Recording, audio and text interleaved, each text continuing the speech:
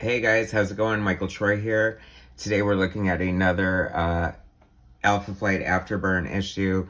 This is like almost towards the end of the entire series. Issue 107, World Tour 1992, Alpha Flight, guest starring X Factor. You have Alpha Flight members in X Factor costumes. I actually think this is a cool, enticing cover. Like, that would make me want to look inside. Even though I kind of agree with what North Star's saying, don't even ask. But we're going to do just that. So hit subscribe, hit like. I'm going to cue the intro, and I'll be right back. MichaelFitzTroytv Comic book art critiques. Snark, pizza, and sarcastic ways. Levels and geeky gaze. Aliens, comics, rule the day. Hurry up and turn that page. MichaelFitzTroy. Alright, guys, so this was like, not only had Alpha Flight jumped the shark after John Byrne left, but at this point it jumped the shark and like through a hoop and like under an overpass and like, I don't know, just like derailed the train and just like, I can't even think of whatever kind of metaphor for how screwed up this is. It's so funny. So this is Alpha Flight, like 107. The series ended with 120. Bill Mantlo took over after series creator John Byrne, and he wrote it for a really long time. And then, I don't know who else came in, but here we have Scott Lobdell, that crappy X-Men writer. So they thought, hey, if you can mess up the X-Men, you can really do a number with Alpha Flight.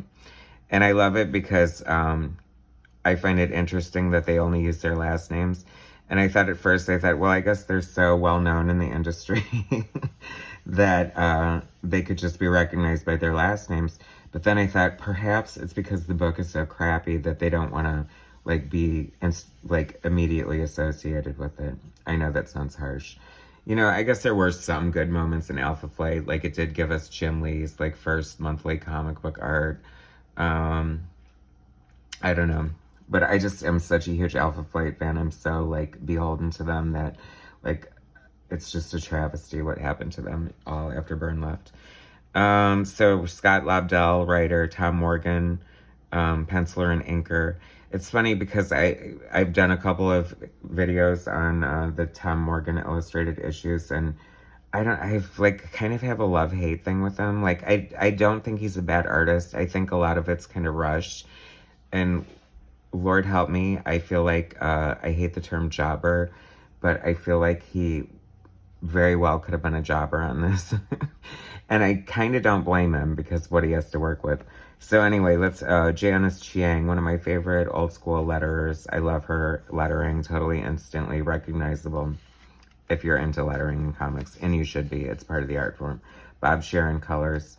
Don't have a problem with Bob Sharon. Rob Tokar, perhaps, was the editor, and Chief Tom DeFalco. And it's a miracle, like, I don't even know what the sales were, what the opinions were, but I just felt like Alpha Flight was just so weird, and, like, this is so weird in itself, like they're lined up in front of this mirror, and you can see their backs, and I don't know, it just looks kind of crazy.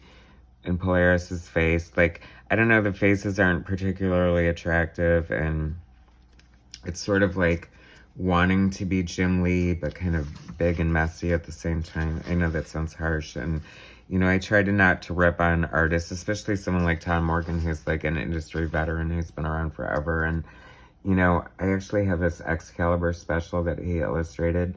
And I don't know. I'm going to have to look at some of his more recent art and see how he evolved past this or in spite of this. But you know, John Byrne's a tough act to follow. Mike Mignola, early Mike Mignola, I freaking hated his art when he started on this too. So, and now he's obviously a mad genius, Hellboy.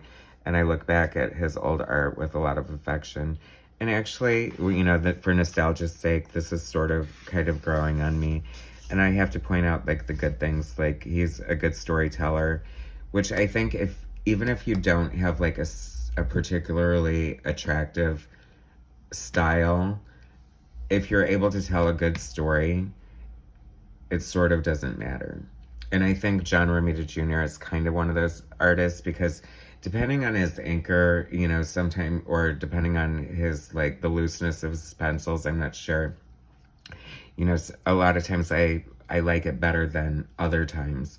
And I think that the one consistently great thing about him is he tells such a great story. Like, he tells an engaging story. And, you know, that's part of being a comic book storyteller, is you're not, even if you're not writing the script, you are still telling the story. You're the cinematographer, you're the layout, a storyboarder, you know, whatever.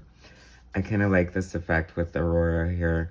I'm thinking that might have been a screen tone. That's how they probably would have got that effect back in the day.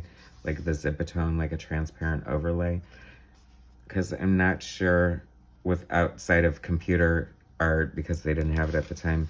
Like, I just don't think they would have been able to get that concise with like a ruler and an ink pen. But I could be wrong.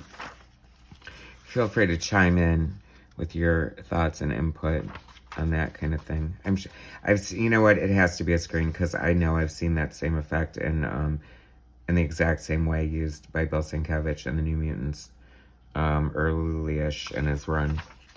And more screen tone there. I love zip tone. I love screen tone. It's so much fun. I haven't figured out how to do it with Procreate. I know there's like screen tones available in Clip Studio Paint, which I don't know why they ever changed it from Manga Studio. I thought that name was so much better.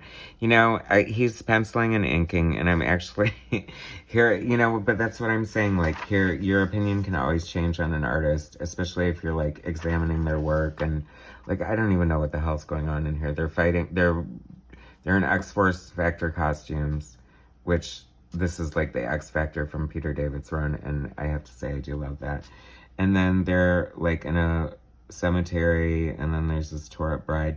But even though I don't know what's going on there, see, that looks just kind of weird, and I think that's more a sign of the times. But like, you're wearing a wedding dress, and it's perfectly outlined to like your cooch and your knees and your like your calf muscle. Like, wow. Definitely a sign of the times. It was the 90s. It was the best of times. It was the worst of times. Oh my gosh. Silhouetted nipple. She's barfing. I mean, what the hell, Scott Lebdell? I didn't mean to rhyme. But now I do want a t-shirt that says, what the hell, Scott Lebdell? Interesting. My merchandise store would be like the least amount of purchased merchandise ever, because it would be so random and like inside joke, and nobody would care.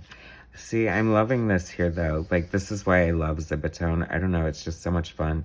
And he would have had to like put down the screen and probably like do white ink on top of it to get that effect. And so there is a level of artistry going on here, or at least technical skill, that I have to say I do appreciate. And I feel like he did a fairly like lengthy run. I feel like he's consistent.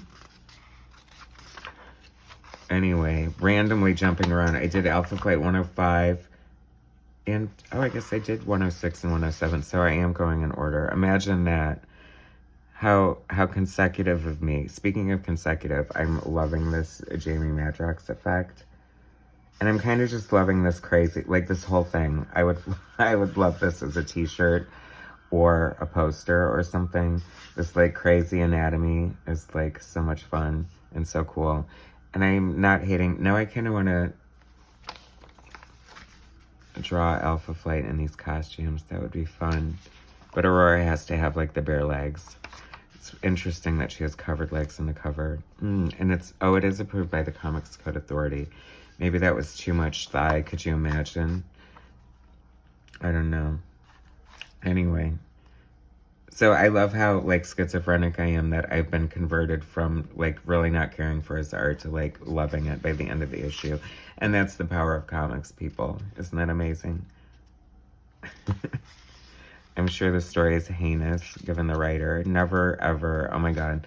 Like, how dare you try to follow Chris Claremont on the X-Men? How dare you?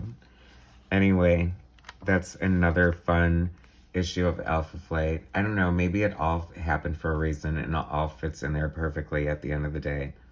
Who knows? Either way, thanks so much for watching, you guys. I super appreciate it.